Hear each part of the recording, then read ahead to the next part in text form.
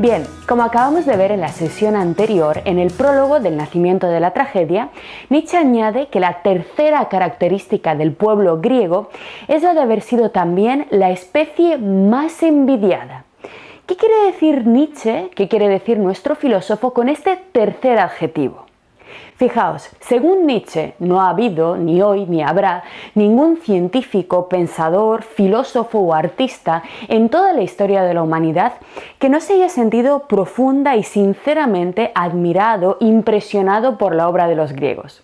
Es decir, su carácter primario, su carácter original de ser primeros bendecidos por el tiempo, es decir, incluso aunque queramos no podemos evitar eso, fueron primeros y de eso no hay forma de librarse, nos convierte a nosotros, a todos los que hemos venido después, en esos pequeños enanos que avanzan necesariamente a lomos de gigantes. Ellos son los gigantes, pero incluso aunque lo neguemos, aunque rechacemos el legado griego, ellos están en la cultura, ellos son la cultura e inevitablemente están en toda creación posterior. Bien, pero esta sombra tan alargada de los griegos ha hecho, según Nietzsche, que muchos pensadores posteriores, muchos líderes religiosos, muchos artistas, hayan tenido ante ella una reacción muy fuerte, pero también muy importante para entender el desarrollo del pensamiento occidental. Es decir, lejos de convivir pacíficamente con este legado griego, estos pensadores han desarrollado odio y envidia. Así nos dice Nietzsche que muchos hombres que vinieron después, ante la inmensa capacidad de los griegos, comenzaron a sentirse pequeños, miserables, incapaces, insignificantes, comenzando a desarrollar, casi psicológicamente a nivel cultural, una especie de sentimiento de inferioridad muy relevante paradójicamente a nivel histórico. La palabra, para entender exactamente qué quiere decir Nietzsche hablando de esta cuestión, la palabra clave es envidia. La palabra envidia es un término, un concepto que proviene del verbo latino invidere, que significa literalmente ver dentro, invidere. Es decir, si bien inicialmente los romanos lo usaban para hacer referencia a los celos, a la hostilidad derivada de esos celos, también era usada en época romana para referirse, atentos, al mal de ojo. Invidere, al mal del ojo que ve, es decir, al mal de lo visto. ¿Qué es lo que pensaban los romanos? La envidia es una especie de malestar, de celos, de hostilidad que surge cuando uno mira a otro, cuando uno mira demasiado tiempo al otro, cuando mete los ojos dentro de él, le analiza, le estudia, se fija demasiado tiempo en una persona y después de conocerle, de ver sus logros, le envidia terriblemente. Así, los griegos, la especie más lograda, ha sido también necesariamente la especie más leída, más contemplada, más observada, más imitada a lo largo de la historia. Ha sido la especie más mirada y por tanto es la que ha producido mayor envidia. Por ello, muy atentos a lo que dice Nietzsche a continuación, ante la imposibilidad de superar la altura de los griegos, ante la imposibilidad de hacer nada frente a su enorme peso cultural, a lo largo de la historia occidental se han empezado a desarrollar dos estrategias fundamentales para, de alguna forma, apartarlos de la memoria, para eliminarlos del presente.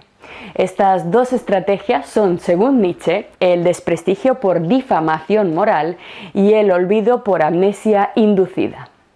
Es muy importante tener en cuenta, lo vamos a estudiar a continuación, que estos dos procesos de olvido del periodo griego no son una inocente consecuencia del natural paso del tiempo, nos dice Nietzsche. El hecho de que hoy en día, y lo podemos aplicar ahora mismo a nuestra situación actual, el hecho de que la mayor parte de la gente solo haya oído de los griegos de forma secundaria, que apenas haya tenido ningún contacto con su cultura, la mayor parte de la gente, lo sabemos, no ha leído una sola línea de la Ilíada, o muchos de ellos, si se les pregunta por una obra de arte griego, como mucho van a decir el Partenón y poco más. Pues bien, según Nietzsche, Este olvido, esta especie de amnesia de haber olvidado el legado griego, repito, no es una inocente consecuencia del paso del tiempo, sino que es una consecuencia de dos estrategias puestas en marcha y desarrolladas con mucho trabajo intencionadamente.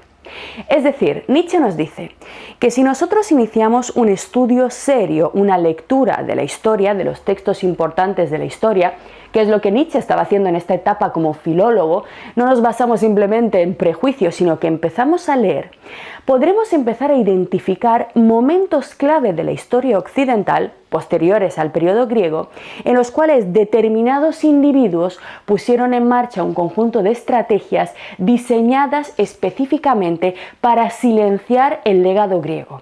Este proceso se fue desarrollando a lo largo de la historia, enseguida lo vamos a ver en una primera fase de la mano de los cristianos y en un segundo momento de la mano de los modernos hasta llegar a nuestros días.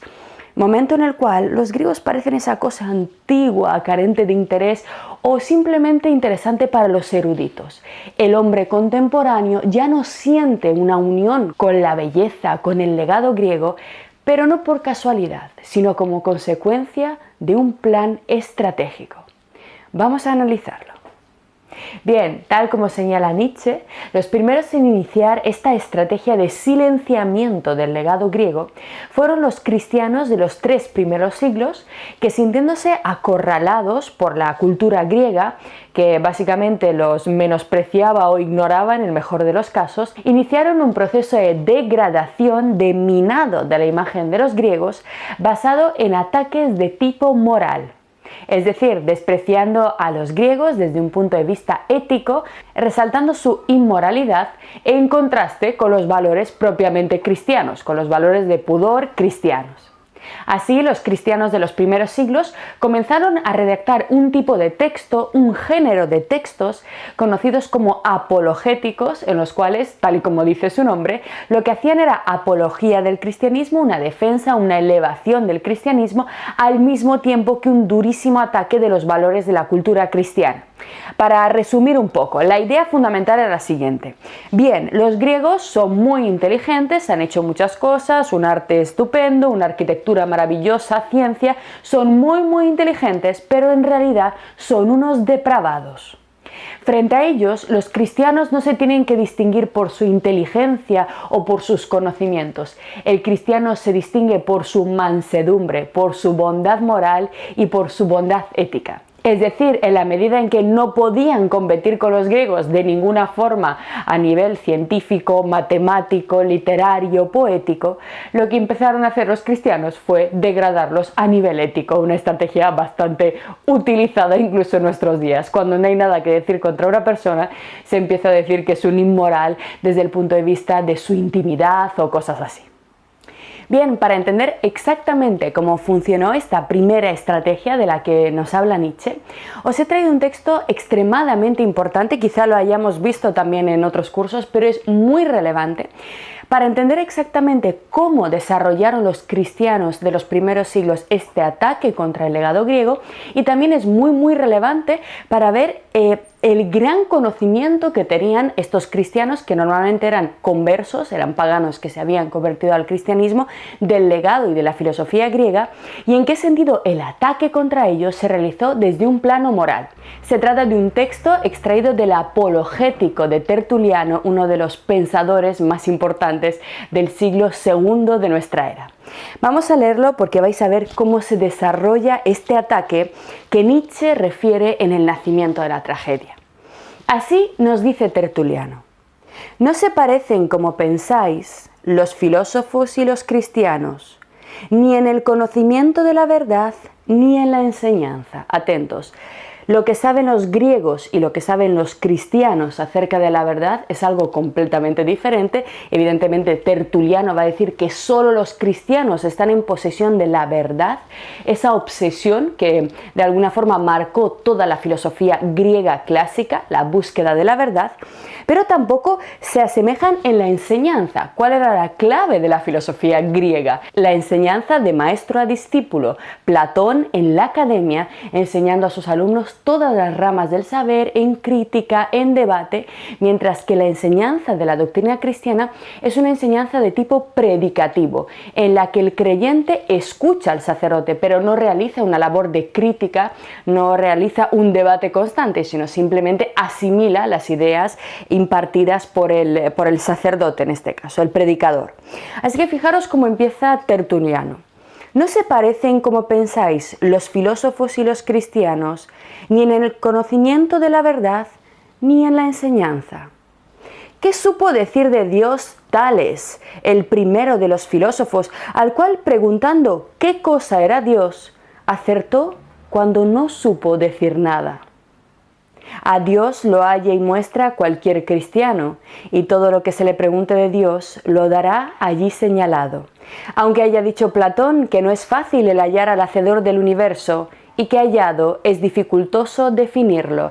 Esta es una cita literal del Timeo de Platón. Lo ha sacado Tertuliano exactamente del diálogo platónico, lo cual demuestra que no solamente había conocido de oídas la filosofía griega, sino que la leía.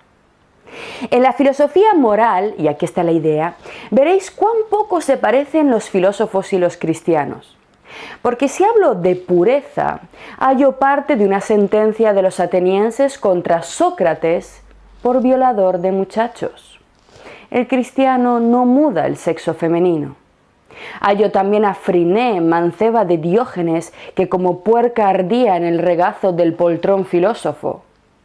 Veo también a cierto Espeusipo, platónico, muerto en la fragancia de un adulterio. El cristiano solamente nació hombre para una sola mujer. Demócrito se sacó los ojos porque no podía mirar sin concupiscencia a las mujeres. El cristiano sin mirar ve a las mujeres. Para torpezas tiene ciega la consideración. Fijaros constantemente la condena moral, ¿no? Son grandes pensadores extremadamente relevantes para el desarrollo de la lógica, de la ciencia, de la filosofía, pero en realidad eran unos depravados, en este caso eran unos adúlteros. Si defiendo la bondad, está Diógenes, que arrogantemente pisó con los pies lodosos las soberbias camas de Platón. Pisó una soberbia con otra. El cristiano ni contra un pobre miserable es presumido. Si disputo de la modestia, está Pitágoras, que intentó tirarizar a los turios y Zenón a los prienenses. El cristiano ni el oficio de almotacén, de camarero, apetece. Si quiero conferir de la ecuanimidad, ocurre Licurgo, el gran legislador, que se dejó morir de hambre apesarado de que le hubiesen enmendado sus leyes los lacedemonios. El cristiano, al mismo que le condena, le da las gracias. Si se hace cotejo de la fidelidad, Anaxágoras entregó al enemigo el depósito, y al cristiano los mismos gentiles llaman por antonomasia el fiel. Fijaros, otro valor moral. Si examino despacio la llaneza de corazón, está Aristóteles, que hizo matar a Hermia, su amigo, bajo pretexto de amistad. El cristiano no sabe ofender a sus mismos enemigos. No sabemos qué son estas leyendas, algunas más o menos las podemos localizar como interpretaciones un poco a mala leche de la historia griega, pero por ejemplo el caso de Aristóteles y Hermias, que Aristóteles mandara asesinar a su amigo, no lo conocemos. El mismo Aristóteles tan torpemente lisonjeó a Alejandro Magno, a quien debiera regir, como Platón vendió la libertad a Dionisio por el regalo a quien debiera desengañar.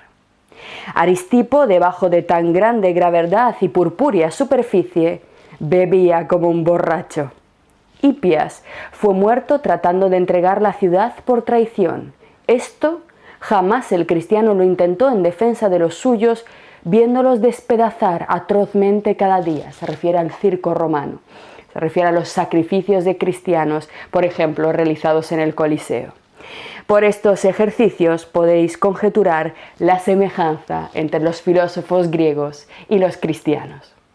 Bien, tras la Alta Edad Media, en la que ciertamente la actitud de los primeros cristianos hacia la filosofía en general fue esta, aunque hubo grandes excepciones, como es el caso de Boecio o San Agustín, los cristianos lentamente comenzaron a asimilar la filosofía griega, a introducirla como base de sus propias doctrinas. Es un proceso que no solamente se dio en la religión cristiana, sino también en el Islam y en el judaísmo. Es decir, el primer momento fue un rechazo absoluto, pero poco a poco se empezó a integrar la filosofía hasta el punto de llegar a la Baja Edad Media con la creación de las universidades, que eran instituciones de la Iglesia, en las cuales los estudios filosóficos eran absolutamente centrales. Cualquiera que quisiera acceder a las universidades o a los grados de Derecho, Medicina o Teología tenía que estudiar primero filosofía. Así que esta primera reacción completamente de rechazo de la filosofía se fue mermando. Evidentemente no es que se asimilara toda la filosofía griega, algunos tipos de filosofía, fundamentalmente el platonismo, el neoplatonismo y el aristotelismo, pasaron a formar parte del cristianismo, mientras que otras filosofías griegas, otras formas del legado griego, como por ejemplo el atomismo, el epicureísmo, fueron rechazadas. Sin embargo, digamos que la cosa se fue edulcorando con el paso del tiempo. Sin embargo, precisamente en el final de la Edad Media, en torno al siglo XV, nos dice Nietzsche que se inició con el propio nacimiento de la modernidad una segunda estrategia dirigida a silenciar, a borrar, a acallar el legado griego. Y esta estrategia no estuvo ya en manos de los cristianos, sino de los modernos, de los grandes científicos, y consistió simplemente en una exacerbación, en una exageración demasiado sesgada, demasiado exclusivista de la inmensa importancia de los grandes padres de la ciencia, de los grandes padres de la modernidad, como Descartes, Galileo, Newton, Copérnico, por encima del legado clásico griego. Es decir, Nietzsche detecta en la modernidad el nacimiento de una tendencia de admiración exclusiva por el legado matemático-científico que, al desarrollarse, en vez de vivir conviviendo con el legado humanístico, literario, poético, filosófico, artístico griego, en vez de convivir con él y desarrollar un camino paralelo, lo que ha hecho es crecer sobre él, de alguna forma humillándolo, sometiéndolo y haciendo que la sociedad lentamente se vaya olvidando de sus premisas, de sus ideas. Una guerra que ha llegado hasta nuestros días con el ridículo enfrentamiento entre los de ciencias y los de artes, entre los de ciencias y los de humanidades, que de alguna forma ha generado una fractura caracterizada por el desequilibrio de la valoración entre ambas disciplinas, haciendo ver que la ciencia matemática es mucho más prestigiosa, mientras que las humanidades, la filosofía, la literatura, la filología, también la poesía, los estudios artísticos y las bellas artes han quedado recluidos bajo la tumba del ¿para qué? ¿Para qué sirve esto? Pues bien, esta tendencia, como os decía antes, nos dice Nietzsche, no es una consecuencia del paso del tiempo, sino también es una estrategia instrumentalizada. Nietzsche nos mostrará cómo el pensamiento contemporáneo, nuestra propia época, es hija de ambas corrientes. Por ello, es imprescindible comprender exactamente qué hemos heredado de estas tres raíces que conforman nuestro pensamiento actual. En primer lugar, ese legado griego, que aunque en parte lo hemos olvidado, está allí, es el sustrato de nuestra cultura.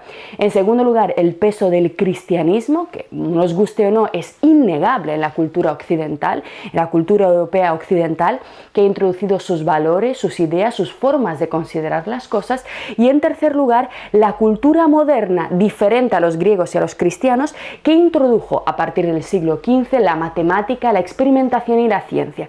Nosotros somos hijos de estas tres corrientes, somos una especie de híbrido, y para entendernos a nosotros mismos tendremos que entender claramente los valores y las ideas que las conforman. Y a ello nos vamos a dedicar, por supuesto, a lo largo de todo este curso. Sin embargo, a pesar de la envidia, a pesar de todos los intentos de hacernos olvidar su pensamiento, Nietzsche nos dice que los griegos son y siguen siendo la especie que más seduce a vivir. ¿Qué quiere decir con esto de seducirnos? Nos dice Nietzsche que siempre que volvemos a los griegos, de forma inevitable nos inunda esa vitalidad, ese espíritu de alegría, de entusiasmo, ese creer que todo es posible, que todo se puede cambiar, modificar y mejorar. Ese espíritu de poder transformar la realidad, las ideas, descubrir la ciencia, cambiar la política, que encontramos, por ejemplo, en los textos de Heráclito, de Aristóteles o de Platón. Los griegos son, según Nietzsche, los grandes seductores, son magnéticos. En cuanto los tocamos, de alguna forma nos seducen, fijaros el verbo, seducere, nos conducen hacia sí mismos, se convierten en auténticos centros de gravedad y nos atrapan. De tal forma que no podemos despegar, apartar la mirada de ellos. Por mucho que la tecnología y la ciencia realmente nos fascine, nos encanta, lo cierto es que a pesar del paso del tiempo, el arte, la filosofía, el teatro griego siguen siendo igualmente emocionantes para el hombre contemporáneo, siguen siendo vigentes, importantes, frescos y jóvenes. Nos seduce, por tanto, según Nietzsche, su seguridad, su confianza en sí mismos, su, convicción de que eran capaces de alcanzar la eternidad y el hecho de que efectivamente han logrado seguir siendo vigentes generación tras generación.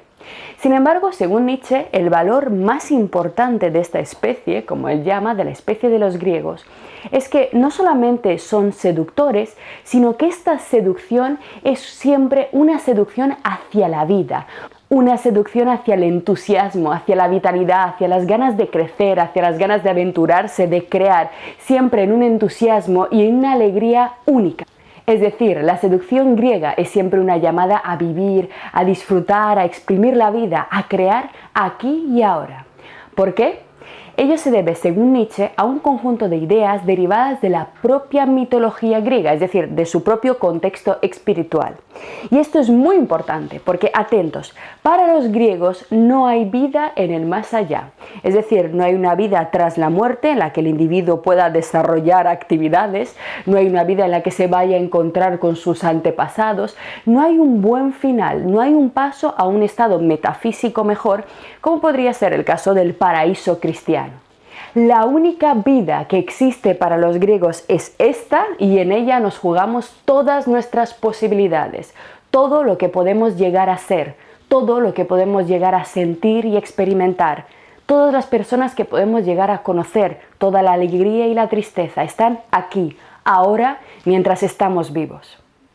Tal como narran los mitos griegos, tras el fallecimiento, el individuo simplemente descendía al Hades, cruzaba la laguna Estigia acompañado por el barquero Caronte y una vez llegado a la otra orilla, bebía del río Leteo, el río del olvido, cuyas aguas, una vez ingeridas, lo que hacían era borrar todos los recuerdos de la persona. Entonces, ¿qué es lo que hacían los muertos? Una vez que habían bebido, simplemente permanecían como sombras, como hálitos completamente amnésicos, que no sabían quiénes eran, ni a quién tenían al lado, ni quiénes habían sido. Es decir, es una especie de flotar en la absoluta amnesia, en el olvido. Fijaros la importancia del olvido y del recuerdo dentro del pensamiento griego, que será también capital para el pensamiento de Nietzsche. Así que, la vida después de la muerte para los griegos no es vida. De ahí la importancia radical que los griegos le dieron a esta estancia en la tierra carnal y vital como único lugar en el que podemos realizarnos, como único lugar en el que podemos proyectar nuestras esperanzas. No hay más allá, no hay segunda oportunidad, no hay reunión con nuestros familiares ni una eternidad tocando el arpa para los griegos. La muerte solo es una oscura nada y precisamente eso fue lo que encendió la llama del vitalismo heleno. Todo el peso de su cultura y de su pensamiento está en el hoy, en todo lo que el individuo puede hacer ahora y no en el mañana, no en la proyección de nuestras acciones, esperando al castigo o al premio que nos llegará tras la muerte por parte de un Dios bueno o malo, vengativo o cruel. Hoy es el único lugar en el que vive el hombre para el pensamiento griego. En la Odisea, uno de los textos mitológicos más importantes para la cultura griega, hay un bellísimo fragmento muy interesante en el que Ulises desciende al Hades para hacer una de sus cosas, bueno, está en medio de sus aventuras, dotado con la sangre de un carnero sacrificado según unos rituales específicos que tiene la propiedad de devolver momentáneamente la memoria a aquellas sombras que lo tomen. Entonces Ulises va avanzando por el Hades y de pronto es capaz de reconocer una sombra, que es nada más y nada menos que la sombra, el espíritu amnésico de Aquiles. Entonces Ulises, emocionado de ver a su antiguo compañero de la guerra de Troya, decide darle un poco de la sangre del carnero. Al despertar, la confesión que hace Aquiles nos permitirá entender cuál es el sentido, cuál es la idea que tenían verdaderamente los griegos del más allá, si aspiraban a ella o no. Fijaros lo que nos dice Aquiles. Tras tomar la sangre del carnero y recuperar sus ideas, contesta: preferiría, oh Ulises, ser el más pobre y sucio de los rudos porqueros que se revuelcan en los estercoleros de la tierra, que ser el gran Aquiles aquí, en el mundo de las sombras subterráneas. No es nadie.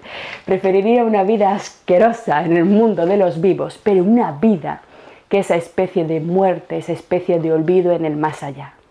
Así que una de las claves fundamentales del pensamiento griego, según Nietzsche, frente al resto de religiones que se fueron expandiendo y que de alguna forma se extendieron por Europa tras la caída de la cultura griega, es precisamente su insistencia en el hoy, en el vitalismo, en la importancia de la vida actual del individuo. Y este vitalismo no solamente será fundamental, y es fundamental para entender la filosofía griega, sino que será una de las ideas clave para entender toda la filosofía nietzscheana. Poco a poco vamos construyendo ideas y conceptos, vamos a ir poco a poco encajándolos para formar finalmente el pensamiento maduro de Nietzsche. Para entender al Nietzsche maduro tenemos que entender a este jovencito centrado, absolutamente admirado por el pensamiento griego. Bien, pero todo lo que acabamos de analizar, de estudiar a lo largo de esta sesión, nos permite comprender otro de los cimientos, otro de los puntales de la filosofía de Nietzsche: los hechos. De todo lo dicho, por tanto, es posible deducir que la máxima aspiración de los griegos era la gloria en el recuerdo de los otros.